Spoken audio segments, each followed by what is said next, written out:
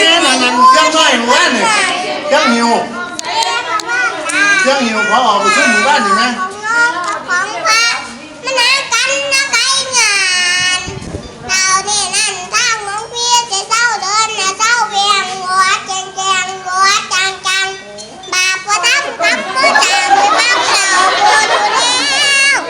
ทำเป็นเพี้ยนเนี่ยแล้วตั้งตัวบริพารลูกสงสารน้ำยังท่านยังเลี้ยงควายว่าเราถอยหลังกันกับพื้นใช่เลยบอกกันที่บ้านกันที่ใช่ที่พี่บาดหน่อยไม่ก็ขันนั่นละกันเทศความนึกกันแก่โอ้ยไอ้ยังคนกำลังไหลมาห่อซอยกันนิดหน่อยกำลังเทศแหล่วันยัดใส่สายเอาออกมาไหนดิอาจารย์มาโหลดอาจารย์ไปยังอาจารย์นี่ได้หลวงพ่อเซกได้นี่ได้ไว้เบิกเงินนะอ๋อทำงานร้อยสาวเสือน้ำดาเกี่ยววันแพ้พี่สีเศร้าแล้วก็เขาเพียสีม่วงร่างในยูที่ส่วนหนึ่งแม่ก็นั่นดาเดินน้ำดาหลอกกันเรื่องกับเสือแดงเงือบนั่งเงือบไกลงานเรานี่นั่นทางหลวงพี่สีเศร้าเดินนะเศร้าเวียนหัวแจงหัวจังบาปทำกับพ่อสามวังเราปวดอยู่นิ้วมันเป็นเพี้ยนเนี่ยเราตั้งตัวบริพารลูกสงสารในเมียคนในยังเอ็นยังไฟ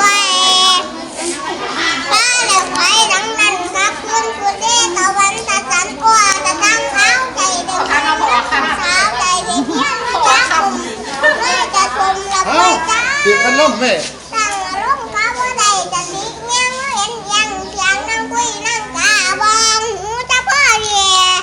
มันไปคิดมาว่าจะมีมุมไปจะงบอารมณ์มันเป็นสาวข้างป้าอย่าเห็นว่าคนว่าอย่าเห็นว่าคนว่ามันจะเป็นหน้าตาดินก็เป็นน้ำมัวอย่าไก่ชั่วไม่มีคนว่าจะนอนในไงหวังกระงบใจย่างกันที่เขาบัดหน้าอะไรหนีกว่าฟ้ากระบองว่าจะลูกแข้งคงไปสู่แก้งจะแหลงจานตั้งว่าถือคนบ้านจะถือความมาเขาแกงว่าจะเจ้าเป็นแรงหมูนักทุ่งแดงที่ขาดงามได้มาฆ่าเดินทางนี้ไปขาน้ำแดงนั่งนาจำกุราบยังมาหน้ามึงเดียวกับมือยังของความรักว่าจะเจ้าบ่หมายมักฝ่ายผู้หญิงผ่านหน้าย่อยของมันเคยมาแล้วเนี่ยเป็นตั้งแต่เก่าจะเจ้าปักแก้วร้อยแป้วบัดบ่หาอายว่าวันนี้จังไม่เน็บปากให้หรอกของแม่เล่ร่วนเมื่อมันควรจะดีใจหรอกน้องแม่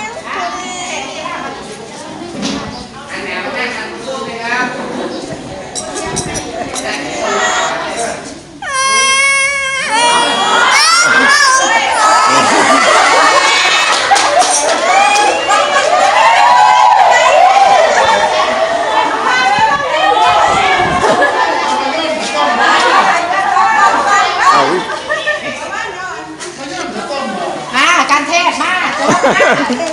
จบแล้วสิมาการเทศมาได้บุญน้ำกันแล้วเพิ่นกระเสียต้นเงินมาสั่นเพิ่นมาเรียนเบิ่ล่ะก็ต้องเรียนแนมได้หรอกพ่อก็ต้องเรียนแนม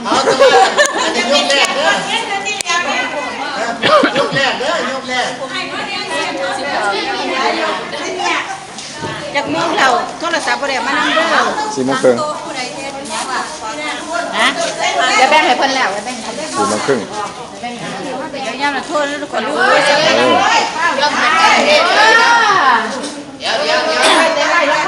เอาอันเช็ดน้ำมนต์เด้อเช็ดน้ำมนต์อันอายันโต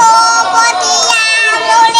จากายานังนังนังนังโมเลนังนังนังเกตายุเฮียจายาขัวจายานังปานานังนัง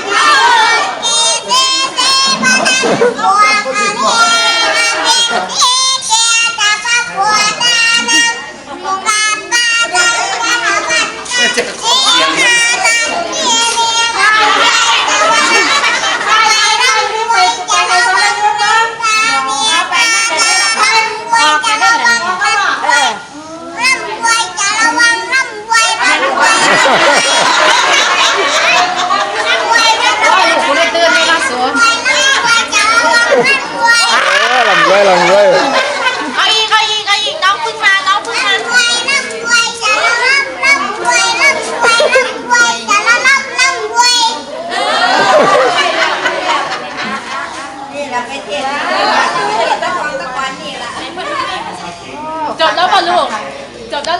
นพี่เทศก่อนไหล